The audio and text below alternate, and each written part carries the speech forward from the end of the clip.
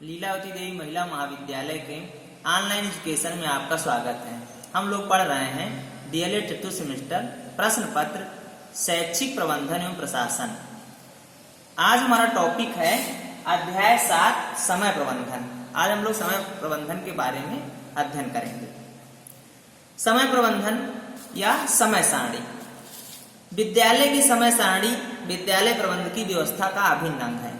इसके अभाव में विद्यालय संगठन न रहकर मात्र भीड़ बनकर रह जाता है। इसमें कोई भी काम सुव्यवस्थित इसके अभाव में कोई भी काम सुव्यवस्थित रूप से नहीं चलता।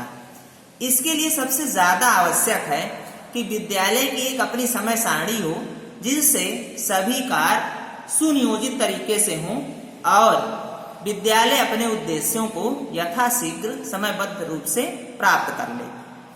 विद्यालय में अनेक क्रियाएं चलती रहती हैं। वहाँ विभिन्न विषयों के शिक्षण कार्य होते हैं, सहगामी क्रियाओं की व्यवस्था होती है, खेल कूद व्यायाम आदि को स्थान दिया जाता है। इन सबको क्रमबद्ध रूप से या पूरी दिनचर्या को व्यवस्थित रूप से संचालित करना ही समय सारणी है। यह विद्यालय की पूरी दिनचर्या को क्रमबद्ध रूप से योजनाबद्ध तरीके से संचालित करना समय सारणी का ही कार्य है। अब हम एच.जी. स्टैंड की परिभाषा से भी इसको और अच्छे समझ सकते हैं। यह समय सारणी है जो कार्य का ढांचा प्रदान करती है, जिसमें स्कूल चलता है। यह ऐसा साधन है जिसमें स्कूल का लक्ष्य काम करना होता है। कहने का मतलब यह है, विद्यालय के अंतर्गत शैक्षिक क्रियाएं, विभिन्न प्रकार के बौद्धिक, क्रियात्मक एवं सांस्कृतिक क्रियाकलाप या शारीरिक विभिन्न प्रकार के क्रियाकलाप आयोजित होते रहते हैं, जिसके लिए विद्यालय प्रबंधन द्वारा एक समय सारणी का नियोजन किया जाता है, जिसमें पूरे वर्ष के कार्यों को सुव्यवस्थित रूप से विभाजित किया जाता है। प्रतिदिन हम किस प्रकार से कार्यों को योजनाबद्ध तरीके से करेंगे, यह इसके तहत व्यवस्थित किया जाता है। समय सारणी ही विद्यालय के लक्ष्यों और उद्देश्यों को प्राप्त करने में अहम भूमिका निभाती है। अब हम देखेंगे समय सारणी की आवश्यकता। समय सारणी की आवश्यकता की बात करें तो निम्नलिखित बिंदुओं के माध्यम से हम समय सारणी की आवश्यकता को समझ सकते हैं। नंबर 1 है स्कूल की दूसरी घड़ी। समय सारणी स्कूल की दूसरी घड़ी है।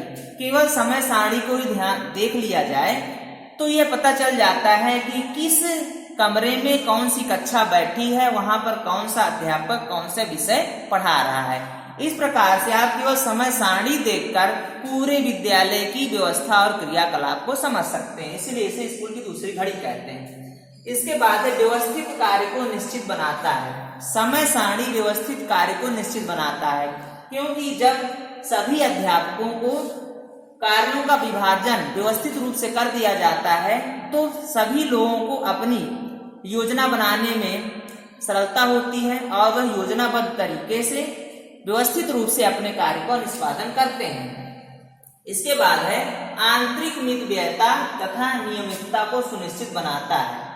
समय सारणी आंतरिक मितव्ययता और नियमितता को सुनिश्चित बनाता है, क्योंकि यह समय सारणी के माध्यम से कम संसाधनों में भी हम बेहतर प्रदर्शन कर सकते हैं। साथ ही नियमितता को सुनिश्चित बनाता है। समय सारणी के माध्यम से ही हम किसी कार्य को नियमित कर सकते हैं, क्योंकि इसमें वर्ष पर्यंत जो भी कार्य होने वाले होते हैं उसको समयबद्ध कर दिया जाता है कि कब हमको कोर्स कंप्लीट कर लेना है, कब हमारी सांस्कृतिक क्रियाकलाप आयोजित होने हैं, कब हमारा कौन सा उत्सव मनाया जाना है, कब हमारी परीक्षाएं होंगी। ये सब पूर्व में ही निर्धारित हो जाता है। इसके बाद है प्रबल तथा अनुपात को सुनिश्चित बनाता है। समय सारणी प्रबल तथा अनुपात को सुनिश्चित बनाता है, अर्थात जो भी विद्यालय के क्रियाकलाप हैं जिसको पहले करना है, तत्परता के साथ करना है, या किस अनुपात में किस कार्य को किया जाना है, अर्थात किस सब्जेक्ट के कितना योगदान होगा, किसमें हमको अधिक बल देना है, किसमें हमें कम बल देना है, इसके आधार पर पूरी कार्य योजना को सुनिश्चित बनाने में समय सारणी अपना अहम योगदान देती है। इसके बाद है कार्यभार के उचित विभाजन को सुनिश्चित बनाता है। समय सारणी अध्यापकों के कार्यभार को भी उचित विभाजन को सुनिश्चित बनाता है, अर्थात जो भी विद्यालय के मानव संसाधन हैं या जो भी शिक्षक हैं विद्यालय में उपलब्ध, उनके कितने पीरियड हैं, कितने उनको अवकाश की जरूरत है, किस प्रकार से वह सभी क्लासेस में अपना योगदान दे सके, इस सब का जो है उचित विभाजन समय सारणी के माध्यम से ही संभव हो पाता है। अब हम देखेंगे समय सारणी के प्रकार। समय सारणी के प्रकार को निम्न बिंदुओं के माध्यम से हम समझ सकते हैं। सबसे पहला है संयुक्त समय सारणी। संयुक्त समय सारणी से आशय है कि यह विद्यालय की वह समय सारणी होती है जिसके अंतर्गत सभी विषय, विद्यालय में होने वाले सभी सांस्कृतिक क्रियाकलाप, शारीरिक अभ्यास, इसके साथ ही विद्यालय में होने वाली आंतरिक और बाह्य परीक्षाएं, इसके साथ ही विद्यालय के राष्ट्रीय उत्सव, जो भी क्रियाकलाप पूरे होने हैं, यह संयुक्त रूप से इसके अंतर्गत निर्धारित किया जाता है। कब कौन सी कार्यक्रम का आयोजन होना है वह सब इसमें शामिल किया जाता है और यह पूरे वर्ष पर्यंत की समय सारणी बनती है। इसके बाद है कक्षा समय सारणी। कक्षा समय सारणी से आशय है कि यह एक कक्षा को ध्यान में रखकर बनाई जाती है कि कौन कौन से सब्जेक्ट किस प्रकार से संचालित होंगे, कौन कौन से अध्यापक वहां पर संचालित होंगे, उन अध्यापकों का उस कक्षा के साथ जो है उनका नाम सब्जेक्ट के साथ पूरा दर्शाया जाता है ताकि वह क्रमबद्ध रूप से अपने कार्यों का संचालन कर सकें। इसके बाद है विशिष्ट विषय समय सारणी।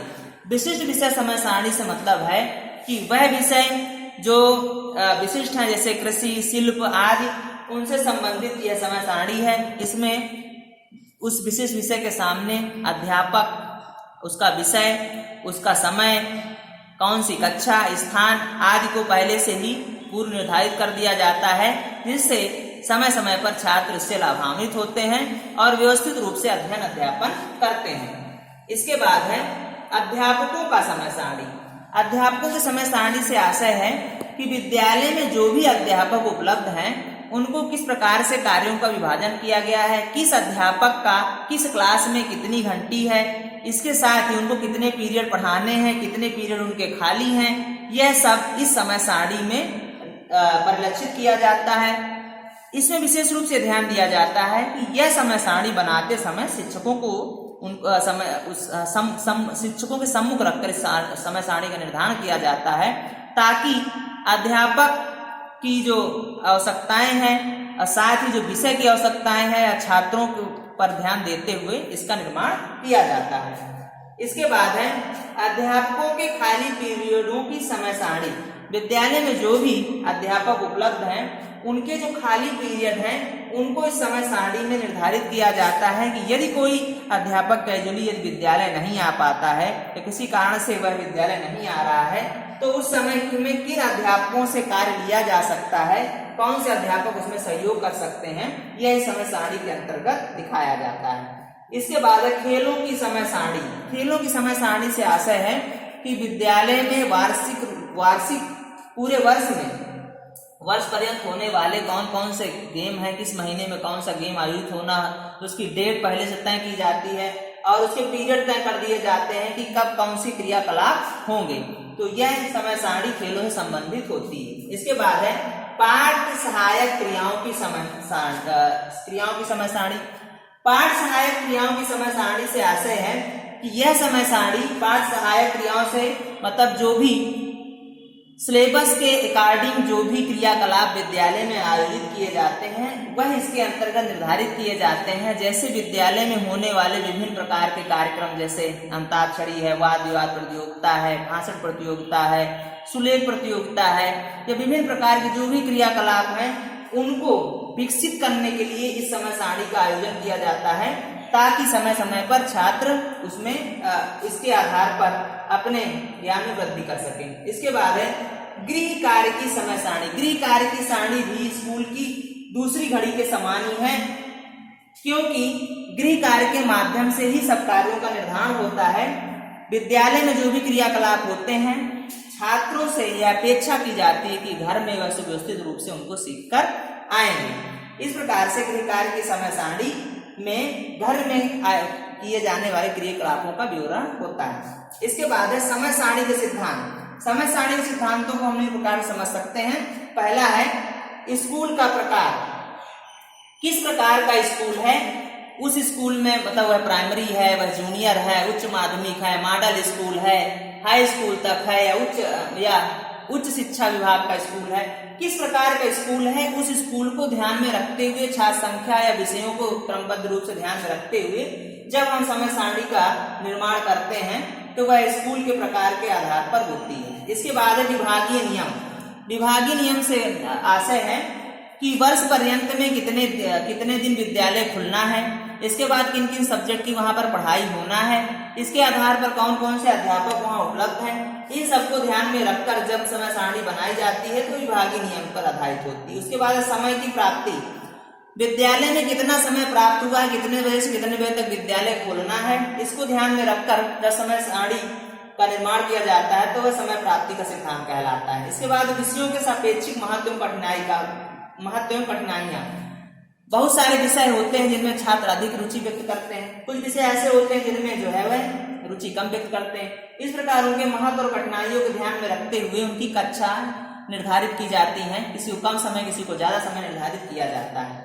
इस सिद्धांत के अंतर्गत यह ध्यान रखा जाता है कि छात्र की जो कठिनाइयां हैं उनका समस्याओं का निर्धारण हो सके। इसके बाद स्टाफ, भवन और उपकरण। विद्यालय में जो स्टाफ है, भवन है, उपकरण है, उनको ध्यान में रखकर इस सिद्धांत के अंतर्गत समय सारणी बनाई जाती है ताकि उनका अधिकतम उपयोग किया जा सके। इसके बाद है थकावट का तत्व। थकावट के तत्व से आशय यह है कि विद्यालय में जो भी उपलब्ध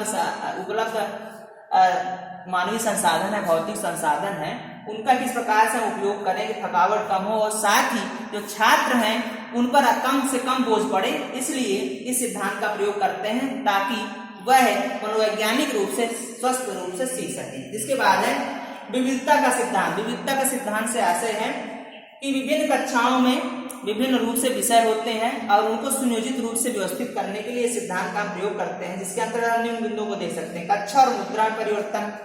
एक अध्यापक एक कक्षा में पढ़ाते जो है थकान महसूस करता है, इसलिए उसके लिए कक्षाएं और मुद्रा में परिवर्तन होता रहना चाहिए जिससे वह अच्छे से पढ़ा सके। इसके बाद लगातार पीरियड नहीं, अध्यापकों को लगातार पीरियड नहीं देने चाहिए, बीच बीच में गैप देने चाहिए जिससे वह ऊर्जा का संग्रह कर सके। विषयों में विविधता।